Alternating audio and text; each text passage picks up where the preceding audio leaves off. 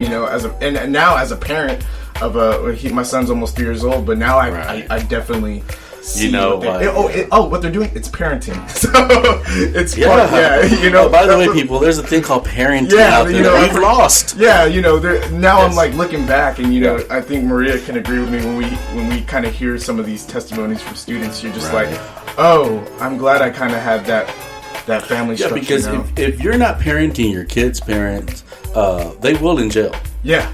You know, they'll get parented somewhere. Yeah, there's studies to prove that, you know, and there's numbers already. Okay. But yeah. So your family was strict, and so their values, it was about their values. Yeah, well, they had values. They had expectations. Right. And those expectations got laid out to me at a very young age. Oh. And I felt that's probably why I tend to go to the military, because it was something they couldn't really kind of influence. Like, once I signed, it was over, done deal. But yeah, I spent time in the military. I started out as a military police officer. Okay. But in the reserve, it's completely different. You know, you really don't have any action unless you're on active status or deployed or whatnot. But then, luckily, I was able to sort of. In my eyes, it's a promotion because you had to do an interview for it. But I got moved to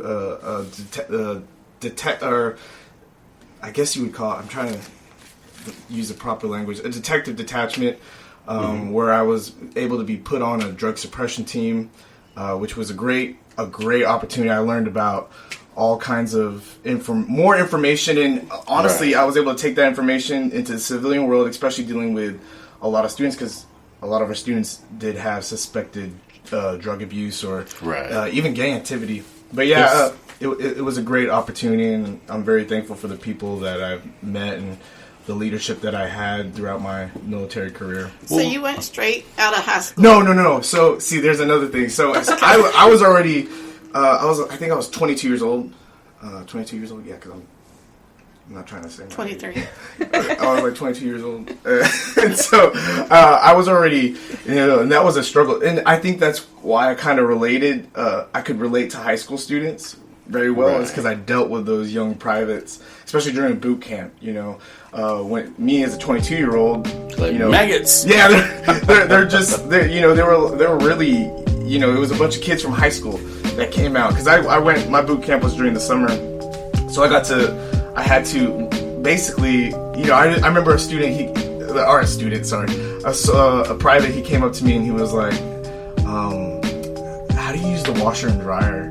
We were in boot, and he was like, my mom's always done my laundry. He basically outright said it to me, and I was like, oh, okay, well, let's get to it. Oh, you're a nice guy. You're like, maggot. I had to. I really had to. It's a life skill. Because if we have a weak link, we all fail. You know what I'm saying? That's kind of the mentality you have to think of. And then we had even a kid. I had to teach a lot of kids how to. I call them kids, but they were young adults. But I had to teach so many of them how to tie a tie on graduation day. You know, it's just like I said. You know, that was my decision to join at a later age in my life. But I was actually thankful. I really spend a lot of time mentoring a lot of the students that decided to do armed forces, you know, and I mentored them throughout the process. You know, I told them, hey, you know, this isn't, you know, they're you know, I'm just saying, recruiters recruit, so they'll say anything to get you to join within and hit their quota. Have your own room. You can have anything. You can drive your car, whatever you need. You can get a car with only 42% interest. That's great. Wow. Is that good? Yeah. Oh, yeah. That's perfect. You have the perfect credit to get a Dodge Charger.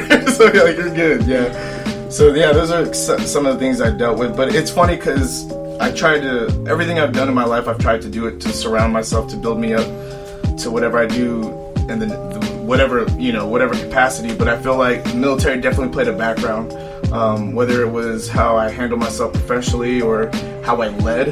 I think that's the biggest thing is, you know, they build leaders, and that was probably the biggest thing that was instilled upon me is I need to lead these students to, you know, either promotion or at least to some other aspect to their life after they leave high school. Because after high school, they don't have us. You know what I mean? Right. They're not really going to have me or Maria by their side. You know. They will have Maria on the Real Podcast of Dallas, and you can find us on. There you go. I think that's outstanding, Joe. So it's impressive. Yeah. I was going to ask you. So, what's your rank? Well, my rank at the time is specialist. Specialist. And, yeah, specialist. So we you know, it was, a lot of it has to do with, you know, Sure. that's another thing is they don't think about units have they have a specific load, and I was happy with my career, and if I progressed, I was gonna have to leave the unit. So I'm glad I was able to stay in and work. But yeah. Wow, great. So when did you get your arm art?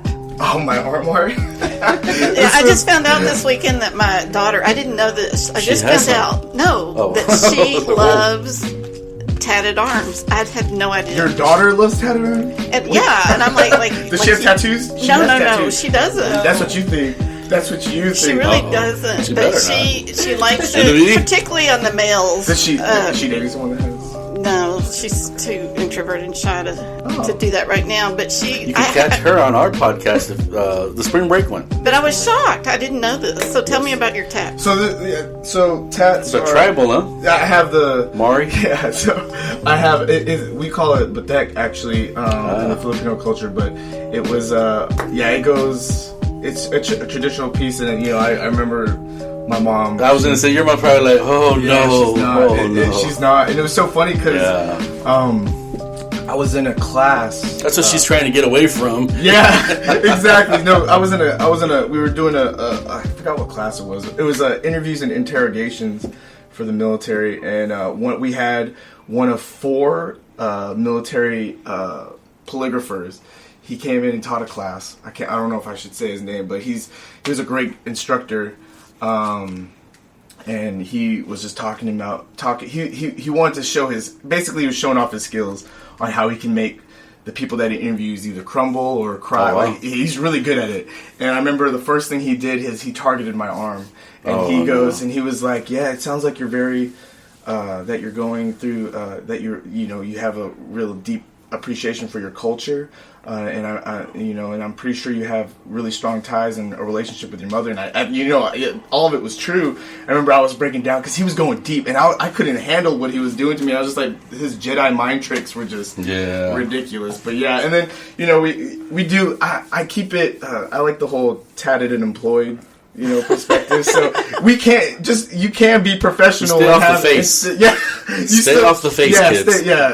That might be one of my, especially if you're trying to go to the military, right? Especially in the Army, you can't have any tattoos on your hands. So, keep it to where your uniform can hide it. But yeah, we have. So those were prior to the military. This one was prior, and then I had this one kind of done throughout, and it was kind of influenced between some of the people that I got to serve with and work with, and it actually means a lot to. This one means a lot to me. It's funny because a lot of people are like, "Oh man, that's a very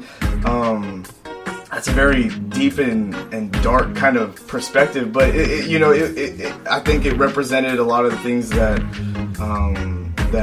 some of the people that I served with and I went through, and as we were going to build our relationships together, and it was kind of just a piece to commemorate all the memories that I had with some great friends. Like honestly, it's probably like the best fraternity you can be in. The brotherhood always runs deep in it. I'll still get texts from some buddies of mine. And will they be listening to you on this podcast? Oh, I'm going to share it with them because it's different. Yeah, I'm definitely going to share it with them. So meet the real Joe. Yeah, meet That's the real. Right. Yeah, so more relaxed. Oh, they know me though. They know me. Yeah, they know me. They're like, you worked in a school? And I'm like, yeah. They let you in? Yeah. They say that about me. You're with kids. I'm like, yeah. Yeah, no, I even teach anti-bullying. What does the sign above your desk say? Leo? Bully of the week. Bully of the week. Leo Gutierrez. You know what? Yeah. That's what my brother says. He goes, they let you teach what? And I was like, anti-bullying. I know. I've learned a lot. Mr. Bully. Yes. Leo, are you tattooed? Yeah, no, these are just hair. It's just hair. Yeah. No, never. You know what? Never. I was in that generation where they drilled it in us that you're not going to get a job. Yeah, Yeah. And I remember in 6th grade in art class we had that Indian ink, and we were going to do 3 dots. Yeah. And I was in line for that, and I had it in my head, and I was like, "You'll never get a job. You'll never get a job." Yeah. So I didn't do it. I backed off, and later, look, it doesn't matter. Yeah. It really doesn't matter now. Yeah. I did not like them, but now I'm realizing that it's no big deal. Yeah. But it's just that the culture back then, man. And it's changed now. I think, you see a lot, like what Cindy implied earlier, I guess my younger generation, which is funny because I just got put on a Gen Z millennial committee. So I guess, and I'm like, I guess, but I feel like our generation definitely has kind of made it a little bit less taboo, but I'm really glad that a lot of professional it's art. A lot of places of employment now, they don't discriminate towards that because I think that I try to be creative with what I put on my arm, but again I will tell you because I started getting tattoos when I was 17 years old, probably. Yeah, 17 years old. Did your mother know that? No, she did not know. I didn't think so. Yeah, she definitely didn't know, and I was able to hide it. She knows now. She knows now. I remember. Yeah, I'll never forget. And what's her name? My mom's name. Her name's Maria. Oh, so, Maria. Yeah, that's weird. Yeah, Maria Angelina. Hello, Miss Maria. Yeah. We see that your kid has been acting up. He's getting tattoos without permission. Yeah, I'm sure you'll take care of that later. I remember the first tattoo I got. She literally did not talk to me for and this is right before I was. This is right before when she found out. It was right before I was going out to move to Denton to go to for college, and she didn't want to come across. She would text me, and she would just send me Bible verses and stuff like that. Yeah, it got really I didn't think we were gonna recover from that, but she loves me no matter what, I guess. So what's the pain level in that? Because I wouldn't do it. Well, now it's on at a the 1 point, to 10 scale.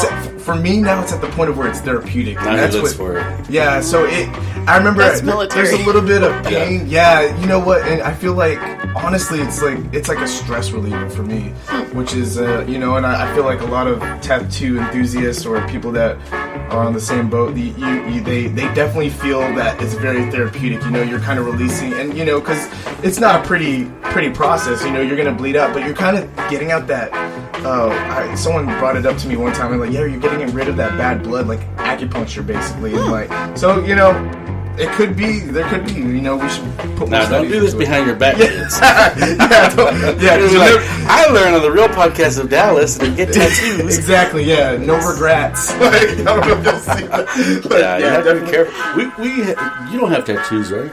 No, I don't. Oh, okay. I'm not anti-tattoo. Someone else has a tattoo here. I just don't remember who. Yeah. I think they're in this room. I feel like not in this room. I don't think. But it doesn't look like hair either. So. No, it's. I don't know what it is, but yeah, it's somebody. Who is it, Ms. Marie? I don't know. I have no idea. If you don't know, then I don't know either. Is it a butterfly? Yeah. Is there just one, or is there two? It's a dolphin that's saying hello, everybody. It's the barbed wire. That was big in the Say no to drugs, children. The Nancy Reagan's. Which, by the way, this is your first drug-free podcast, by the way, where drug-free is cool again. That's right. That is true. Oh, yeah. Imagine that. Should be, right? What do you mean should be? Miss Maria, your son is not behaving on the podcast of Dallas. He's going to let you have it. Well.